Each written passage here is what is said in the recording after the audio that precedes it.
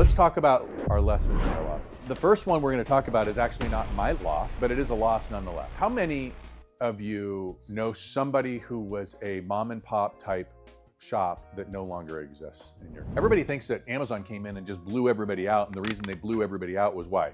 They underbid the pricing, right? It's not true. That is not what happened. What happened was that Amazon came in and they said, hey, look, we're going to do some things differently. I can remember being a kid and I went to the dime store. Right? It was a little drugstore, had a little bit of everything in the corner. There was this little diner kind of thing in it, right? And they made the best grilled cheese sandwich in the whole world, right? But there was a little guy and he wore a little hat, you know, those little paper hats kind of deal, that was back there. He was all dressed, white little apron, and like you would go in there, and my cousin and I would go in there. That would be our favorite, right? And he knew our names, okay? He knew our parents, so there was no jackassery going on, right? Because they knew it before we got home. But it was about service, and it was about community, and it was about meeting the customer's needs. Nothing was more important than the customer. But that changed, didn't it? And then all of a sudden, if I pick on retail here for a second, there came a time where, man, I almost didn't even want to go into a damn retail shop because it was kind of icky. And then there were those people that were a little stuck up. You know, you go into a retail place, they're like almost too busy to help you. And all of a sudden you're like, why in the hell am I giving you my money? Well, Amazon came in and said, look, if you feel that way about buying books, I have an alternative for you. The first thing I'm going to do, Amazon, is I'm going to make the customer number one. Not the company, not the retail shop, not the books, not the distributor, not the wholesaler, not even the author. I'm going to actually make the customer. What it did by doing that was cut out all the salespeople. See, remember, you've got the author, and then you've got somebody who's got to sell it, right, to the who's going to distribute it, and then you got to sell it again, and you got to sell. So all those salespeople lost their jobs because they just went direct. The next thing they did was they said, hey, we believe that customers want transactions that are transparent. It's absolutely bananas that I can right now go onto Amazon, and before we get home, whatever it is that I ordered will be there. And I can see on my phone, on the app, exactly where it is. I can, hey, I ordered it. Hey, here's what time. Here's where it's going to be coming out of. Hey, it's left this, it's out for delivery. It's supposed to be here. And then when it's delivered, I get a photo of where it was put. That's transparency, right? They said, fine. Do we have that ability in the real estate profession? Do we have that ability to do that? Sorry for the interruption. I don't have anything to sell here today. What I do know is the data tells me that 54% of you are watching the videos to the end. 46% are watching the videos but not subscribing. If you haven't subscribed, please do me a favor. Drop down, hit the subscription button, hit the notification button, and make sure you don't miss any of our sales warrior training. Back to the video. Well, I think we do, right? Because we have technology that's available to us to make the entire transaction transparent. Now, that would require an agent to do what you all told them to do. That would require your agents to use your CRMs. By the way, do you know what percentage of your agents are actually actively using your CRM? We jokingly say that we have 100% adoption into our CRM. What that means is you can't get paid unless you enter the documents into it. That's not actually true. The number is actually 17%. 17%. That means 17%. By the way, did you know that 87% fail? 17% are actually using their CRM. Wow, these start to leave clues, don't they? Okay, but transparency would require that we have a system, we have a structure, we have a process in place. We're going to talk about that later, how you can create that. But the real estate industry has it. Number 3 was fast and reliable service. Fast and reliable. Fast is one thing, great, love it. We just talked about fast. But reliable is a whole different gig. Reliable requires that you are operating in excellent operations. That means that you have systems that you know that you can deliver not once or twice, but all the time, the same kind of experience. Now, we herd cats. How do we tell an independent contractor that this is the experience that we're trying to create? We begin to identify where Amazon went out and said, hey, we know that you have a problem and we don't have that same problem. So we're gonna solve the problem, because you know who's the most important thing? It's not the agent. It's the buyer and the seller. Are you starting to get nervous? You should start to get nervous, because what you're hearing right now is that the current state of affairs, depending on your leadership, hey, how about this? Maybe you're just a really great leader, and maybe you're holding your agents accountable to handling customers a particular way, delivering the experience a particular way. You're supporting them to deliver that experience. You've got the engagement, and then you need to be teaching us how to defeat Amazon or become Amazon before we get Amazon. Number 4 is data-driven decision. Amazon got very, very focused on understanding data. It's real over feel, and what they did is they everything down to like what you searched, right? The For You page almost, right? Think of that. What they did was they said, hey, you know what? A lot of people are doing this. We can do what we call dynamic pricing. We're going to talk about that too. Inflation, dynamic pricing, data-driven. We have the ability to be data-driven, but we'd have to actually have the data first. And then number 5, I added this, right? What they said was their focus was customer experience. I would say it was a relentless focus on identifying pain points and solving those pain points. It's kind of like seeing around corners, like what's next? And boy, they do a really good job of that, right? Like that might be one of their superpowers right now, is that they can look and tell you and prognosticate what's going to come next and how can I solve that? If there is something that you're avoiding, if there's something that you're refusing to hold somebody accountable to, sorry, not sorry, it's your fault. And the reason you're avoiding it is because it's something that you're not living to. And so it's hard to hold somebody to a standard that you hold yourself to. So your lessons are in your losses, right? We're just supposed to be here to speak truth. Okay, so don't get upset, but some of these things are going to make somebody mad. They certainly made me mad because it's still the case today. If I look and I go, gosh dang it, man, somebody's really freaking, dropping the ball, but I'm not doing anything about it and I'm not having the conversation. The reason is because I'm dropping the ball. I'm not doing something, and I don't want to hold somebody accountable to that standard because I know it would be fraudulent. I know it would be hypocritical. So what's the solution? Stop doing it. When you say you're going to get up at 5 o'clock in the morning, get up at 5 o'clock in the morning. When you say you're going to behave a certain way, behave a certain way. When you don't behave a certain way, make sure that you whoop your ass more than anybody else will whoop your ass. Be harder on you. If you will do that, guess what? You'll stop avoiding it. You'll start having conversations. We're going to talk here in a second about triggering, right? But you'll be able to have real conversations and be like, Todd, you said you wanted to achieve this. You're doing this, which is contrary to that. Which is it, right? Are you going to change your goals? Are you going to change your behavior? Triggering. Look, we all have somebody in our life that is actively, like it's their job, pissing us off. The reason that you get angry, the reason you get frustrated, it's because you're so good at whatever it is, you want them to do it as good as you, right? How many of you shy away from delegation because you're like, I can do it better myself, I can do it faster myself, oh my gosh, like it sounds like a nightmare. Raise your hand, go ahead. Okay, constant battle.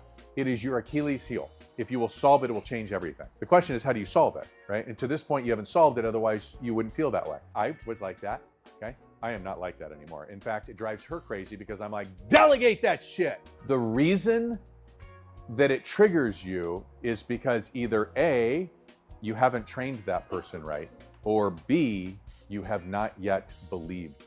If somebody continues to screw up in their position, they are trained properly, then they're the wrong person for the position, aren't they? It's time to let them go. It's time to cut them loose. Look, you're not doing them any favors. They're miserable. Nobody likes the job that they fail every day. That's crap.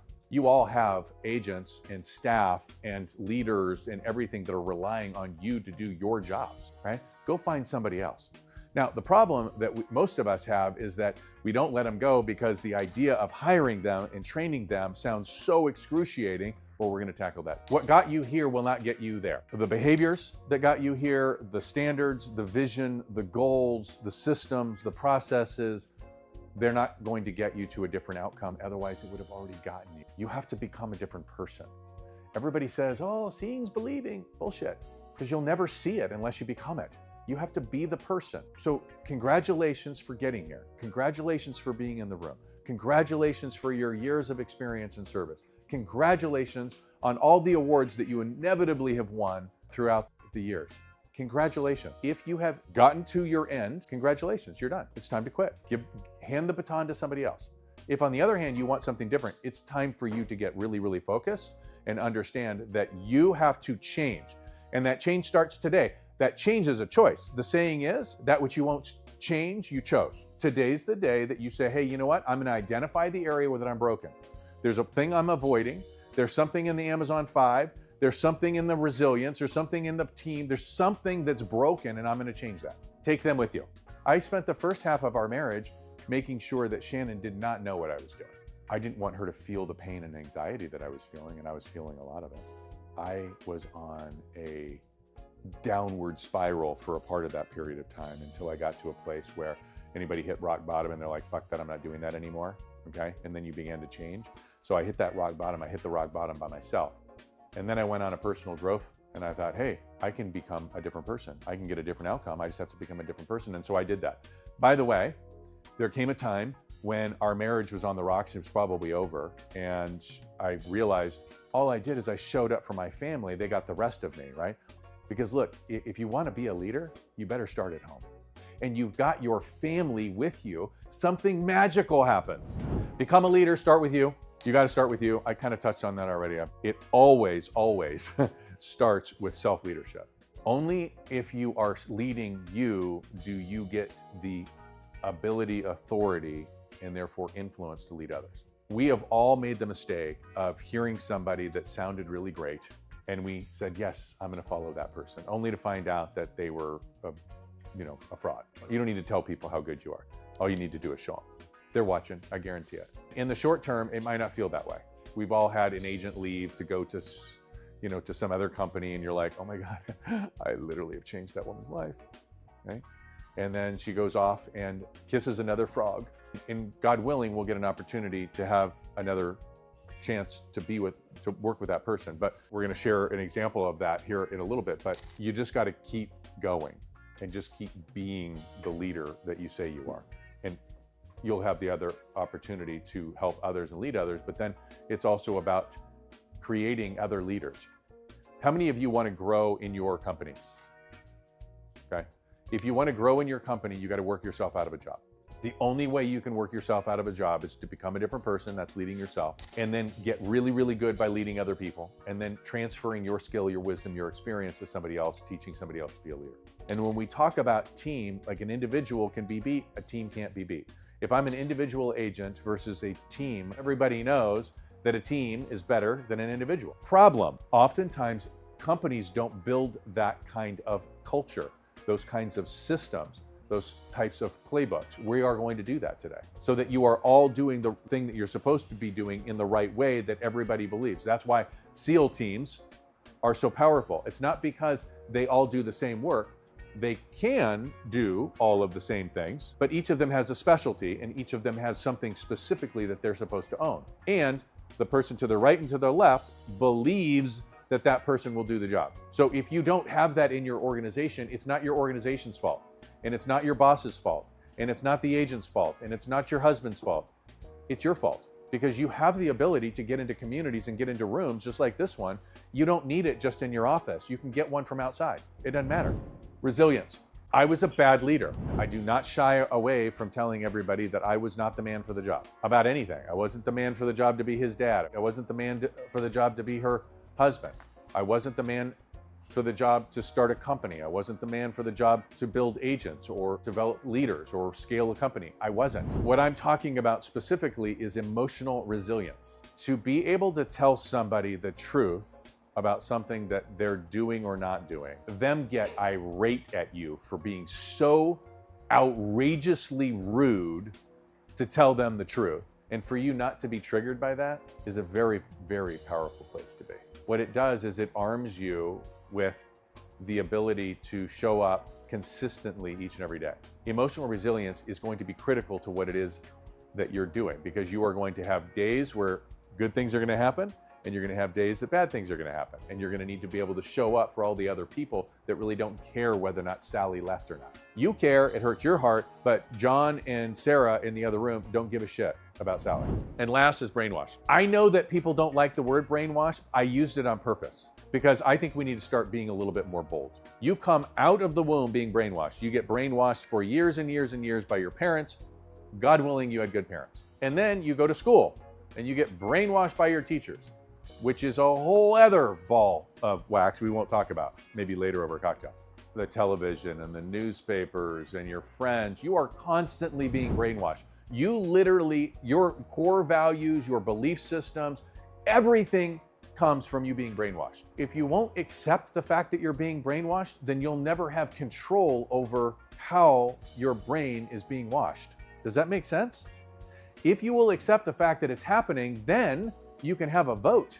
But y'all, can I just tell you, your people, they will not believe in what you offer, who you are, your passion, your purpose, the life change, unless you believe way more than they do.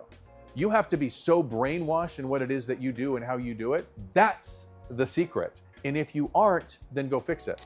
That may look different for every person, but I guarantee you, there's somebody in this room right now and you are doing all of the things that you think you're supposed to do. I'm making the calls. I built the list the way that Jeff told me to build the list. I'm following the damn script. People aren't showing up. People aren't answering the phone. They're not returning my phone call. When I do schedule an appointment, like they cancel the appointments that I go on. Like I've solved everything. Like, man, I don't get it. I follow the 2-step process. I do the 3 different closes. I ask for the business 5 or more times. I do all of the stuff. I'm just not growing.